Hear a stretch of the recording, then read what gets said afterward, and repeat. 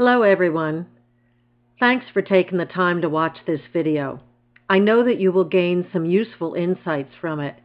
It's a pretty big set of topics to cover in this short time, so I've just pulled a few key points from each of these categories that I feel will help in a big way to create more impact in your photographs.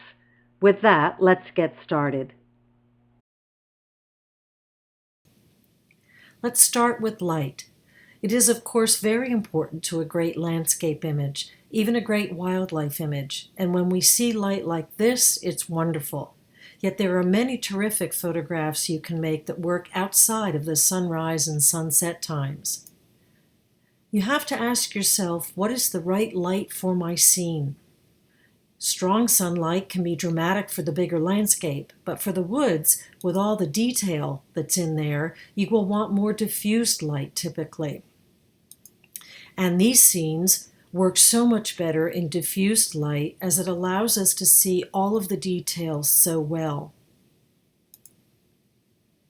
Here, the spotlight effect created by sunlight breaking through the clouds brought out the form and the depth in this landscape that a cloudy day without sun could never have done.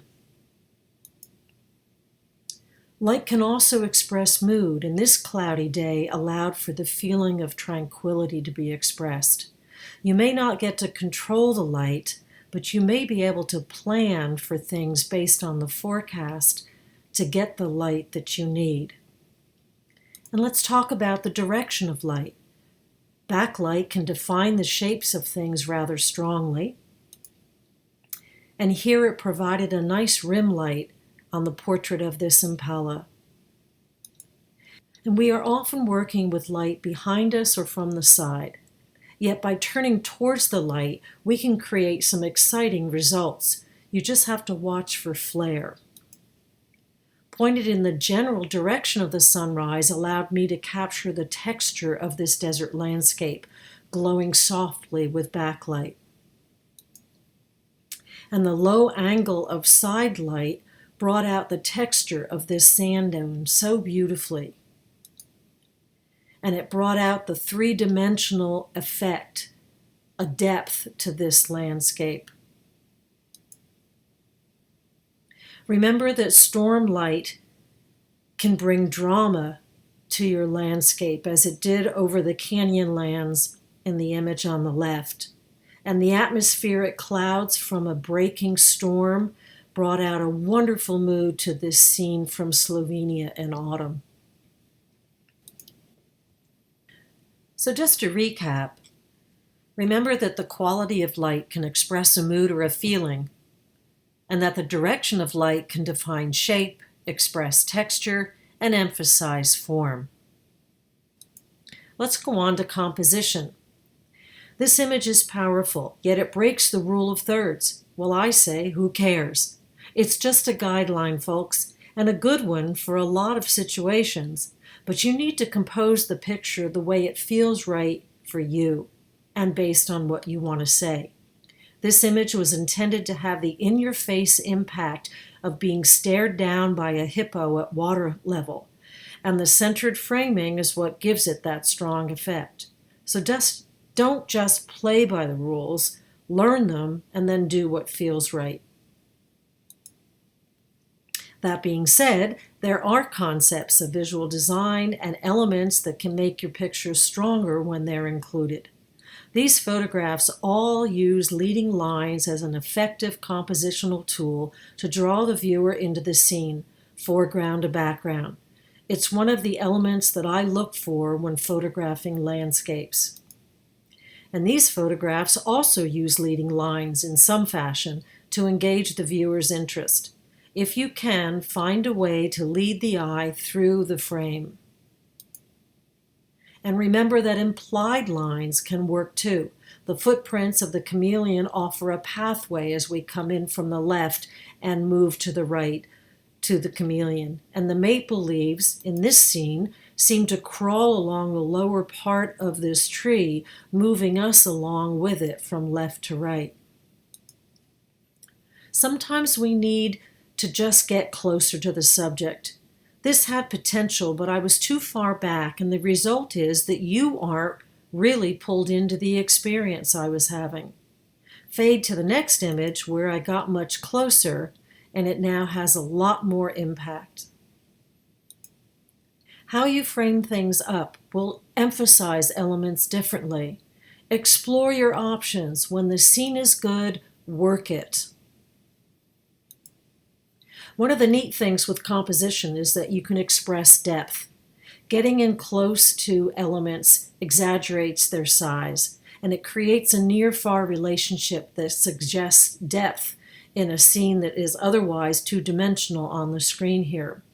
The flowers in this photograph grab our attention, and they pull us in and over them to get to the background cactus landscape.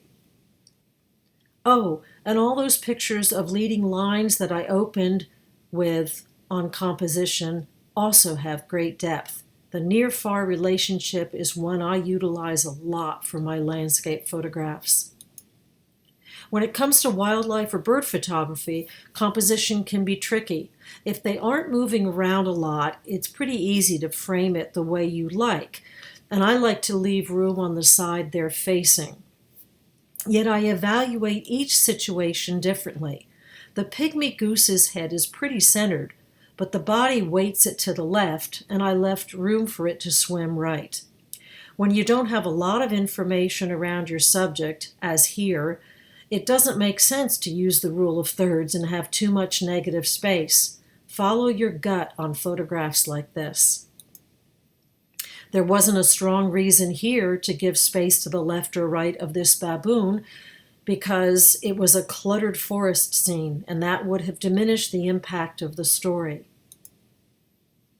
That's all easy when you have time and the action is slow and predictable. You never know where the humpbacks will surface, as it's different each time, and by the time you spot them, you barely have time to focus and press the shutter to get a few good ones in the sequence. So what do you do in a situation like that?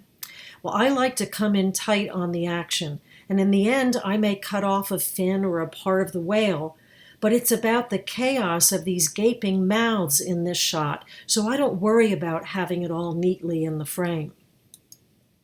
Yet for this, you don't want to blow it by being too tight on your composition. Because I had almost filled the frame initially, when the cubs stood up to fight, I lost their heads. I was able to quickly widen my focal length a bit and continued on to get this cute photo. It's the reason I have a large megapixel camera, so if I have to, I can photograph wider and crop a little bit later and not lose a lot of the image quality. Composing for wildlife, small in the frame, can have as much impact as a portrait, a headshot. This tells the story of the bear's environment, and it's big enough to let us still see the bear. I love making photographs like this of wildlife. We know this is an ostrich by its shape, and the waviness from heat waves gives that impression of heat in the desert. I love creating more interpretive compositions of wildlife when I can. And another thing about composition is that it's important to watch for separation. In a herd of elephants, it's very challenging because they keep the young ones close and often covered up. But if you stay on them long enough, you get lucky. And I liked how there was good separation to show the young ones surrounded by the others in this photo. And I can't tell you how many I have where just at the time I was pressing the shutter, two bodies merged and the image fell apart. And I finally got a nice progression with a small group of sandhill cranes. It takes patience to get images like this. And don't forget about point of view in composition. A low angle creates eye-to-eye impact, and it really works great with animals and also with birds. This is also about point of view, as I'm low to the ground, but it's also about scale, and my last tip for strong compositions. Scale is expressed by contrasting sizes of things. The roots of this tree are expressed as massive when contrasted with the tiny seed cones at their base. You get a sense of how small this giraffe is when you contrast it with just a part of Mother's body. And you can feel the tallness of this sand dune when it's in contrast with a tree at its base. So let's recap composition. Remember to go beyond the rule of thirds. Find the composition that works best for you. Use leading lines, visual depth, position, and scale to emphasize your elements in your frame. And watch for separation when you're photographing groups of birds or animals. And find a fresh point of view. And here's my final tip: gesture. Gesture is also about capturing moments. If you develop strong observation skills and learn the behavior of birds and animals, you can anticipate their gestures. Try to find the gesture that expresses the moment the best. This bear cub on the right looking warily at us, and the fact that it's standing, suggests he's just not sure about all of us with lenses pointed at him. It was that and the fact that the other cubs seemed to be peering shyly from the safety of big brother or sister that combined to make this moment work.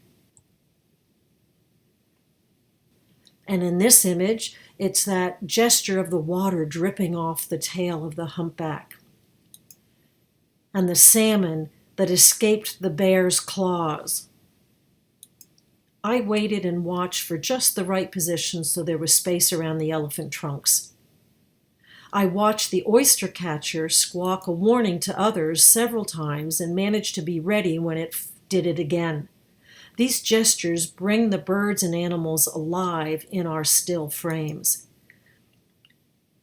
These zebra were kicking up a good time at the water hole, and these sea lions were also frolicking. The energy of play is expressed in both of these pictures. Yet not every gesture has to be fast action.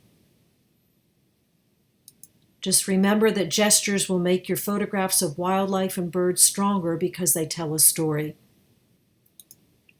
Wow, time is speeding by, just like this dolphin.